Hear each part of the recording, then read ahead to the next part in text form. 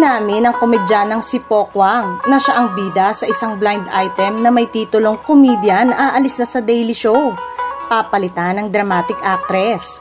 Ang dahilan daw ng comedian ay hindi napagbigyan ng hiniling niyang dagdagan siya ng talent fee, lalo't pioneer naman siya bilang 4 na taon na siya sa TikTok Live, kasama si Kuya Kim Atienza. Diretsong inamin nito ni Pokwang sa panayam sa kanya ni OG Diaz. Say ni Pokwang, given naman yung mga clue, ako talaga yon, ako talaga totoo yung nasa blind item.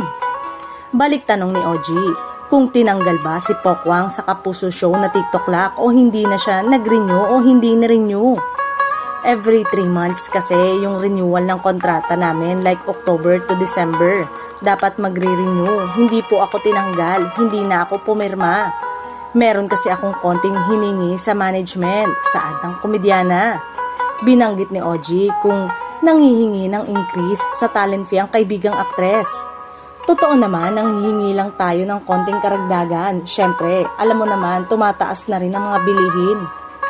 Dinadagdagan ko rin naman ang sweldo ng mga nagtatrabaho sa akin. Ilan din naman yung mga kasambahay ko na nagtatrabaho sa akin. Yearly ko rin kasi sila iniinkrisan. Konti lang naman yung hinihingi nating dagdag, pag-amin ni Pokwang. May himig na nagtatampo si Pokwang dahil halatang pinablind item siya at sana na nahimik na lang dahil siya mismo ay tahimik lang na hindi na nga siya nag-renew. Tuloy ng aktres, hindi naman sa ungrateful. Alam ko maraming nangangailangan ng trabaho. Siguro para makahanap din ako ng ibang hanap buhay na mapagkakasya ko sa pamilya ko, lalong-lalo na si Malia. At para mabigyan din ng iba na maging part ng programa. And very thankful din ako na naging part ako ng program na halos magpo 4 years na.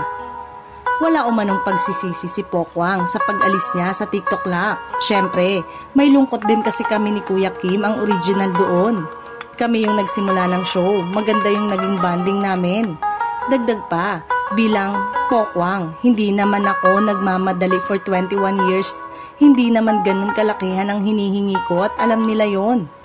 Ipinagpaalam ni Pokwang sa manager niya mula sa Sparkle na hindi na siya nag-renew sa TikTok Lock at kung sakaling may tampo sa kanyang management ay wala siyang magagawa dahil ganun daw talaga, lahat ay may pagbabago sa buhay.